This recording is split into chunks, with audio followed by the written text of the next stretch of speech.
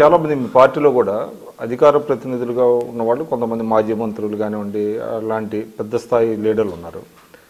మీకేమో అంటే ముఖ్య అధికార ప్రతినిధి ఇచ్చారు డాక్టర్ శ్రావణ్కి, మేము అధికార ప్రతినిధులు ఉన్నాం అనేటువంటిది ఒక అసంతృప్తితో మీరు మిమ్మల్ని త్వరలోనే ఒక జాతీయ స్థాయికి అంటే ఏఐసిసికి అధికార ప్రతినిధిగా పంపిస్తారు, ఇక్కడ రాష్ట్రం నుంచి బాధ్యతలు తప్పిస్తారనేది ఒక టాక్ ఉంది. అది ఎంతవరకు మీ దృష్టికి వచ్చిందా? అది ఎంతవరకు వాస్తవం?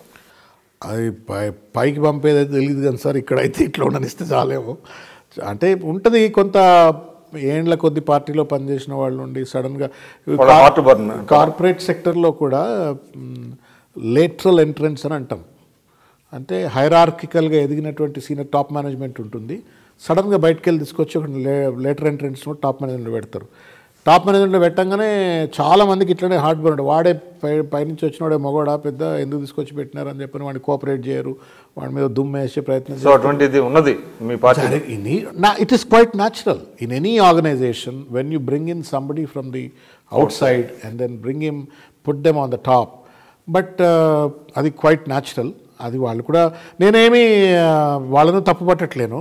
రెండవది, నేను కూడా వెన్ను చూపకుండా నా పని నేను చాలా చేశాను. మీకు పిసిసి ప్రెసిడెంట్తో కానివ్వండి లేకపోతే బట్టి విక్రమార్క గారు వాళ్ళిద్దరితో బాగున్నాయా?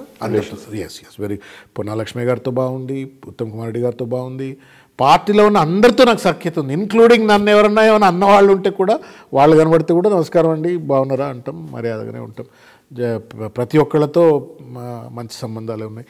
And I think I have not dishonoured anybody. నాకు చీఫ్ స్పోక్స్ పర్సన్ పదవి ఇచ్చిండ్రు కాబట్టి నాకేం కొమ్ములేమి స్పెషల్గా రాలేదు. నెంబర్ 1, నేను 23 జిల్లాల పార్టీ ప్రజారాజ్యం పార్టీలో అధికార ప్రతినిధి ఉన్నాను.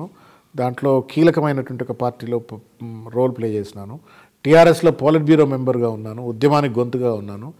కాంగ్రెస్ పార్టీలో చీఫ్ స్పోక్స్ పర్సన్ ఉన్నారు. Chief or cheap, it doesn't make any difference so long as you deliver. So I been delivering. నేను పార్టీలో జాయిన్ అయినప్పటి నుంచి విపరీతమైనటువంటి రీతిలో ప్రభుత్వానికి వైఫల్యం ఎత్తి చూపుతూ ఆర్టికల్స్ రాసినాను,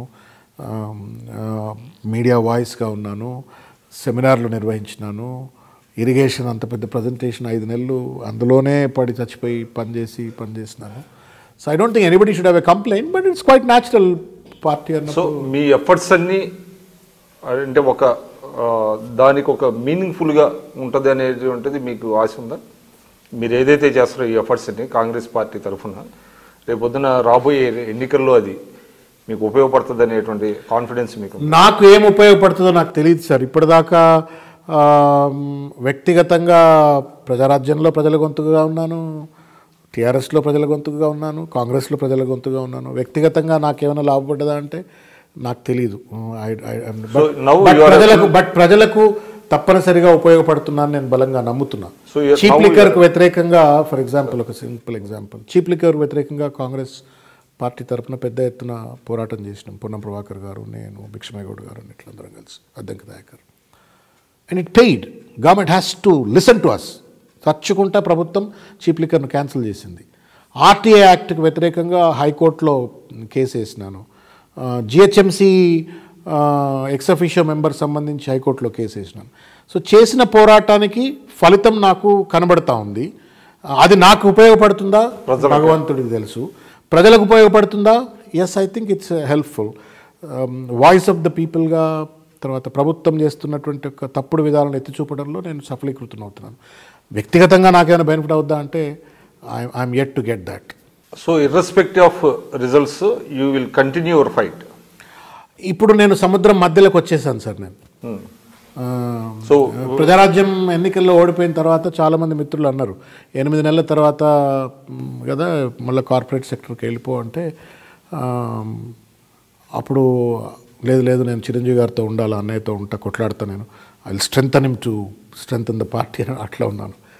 టీఆర్ఎస్లో ఉండగా ఒక స్టేజ్లో I had an offer to go and join Hitachi as a global head training. అప్పుడు కేటీఆర్ ఉండి అన్నా ఎందుకు పోతావు వద్దన్నా ఇట్లా అని.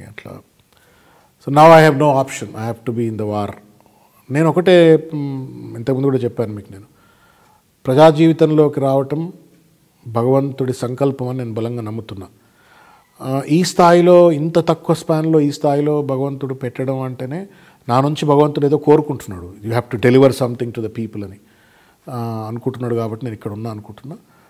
Weather I will be benefited or not I don't know, whether I will be ultimately successful or not I don't know, but I will successfully use this voice for the sake of people. Question the government, ensure that they work democratically. ఈ ప్రభుత్వం అని కాదు, ఏ ప్రభుత్వం అయినా సరే కొట్లాడుతుందుకు సిద్ధంగా ఉన్నాం. ప్రజల గొంతుకుగా ఉండడమే ఒక ప్రస్థానం అనుకుంటా ఉన్నాను, అదే పోరాటం అనుకుంటా ఉన్నాను. I will continue. కాకతీయ అనే దాని వల్లనే ఇవాళ చెరువులన్నీ నిండి జలకళతో ఉండటం మనం చూసాం. అంటే దాన్ని మీరు అంటే మిషన్ కాకతీయాన్ని తప్పడతారా? ఇప్పుడు వర్షం కూడా వాళ్ళు యాగాలు చేస్తేనే పడ్డది అని చెప్పని కూడా పుకార్లు చేసుకుంటా ఉన్నారు, ప్రచారం చేసుకుంటా ఉన్నారు. చెరువులు ఇంత పెద్ద వర్షం, ముఖ్యమంత్రి గారే 400% ఎక్కువ వర్షం పడ్డది నార్మల్గా ఈ కాలంలో ఈ సీజన్లో పడాల్సిన వర్షం కంటే దాదాపు 400 నుంచి 500% ఎక్కువ వర్షం పడ్డదని చెప్పిన తర్వాత చెరువులు నిండకపోతే ఎండిపోతాయండి.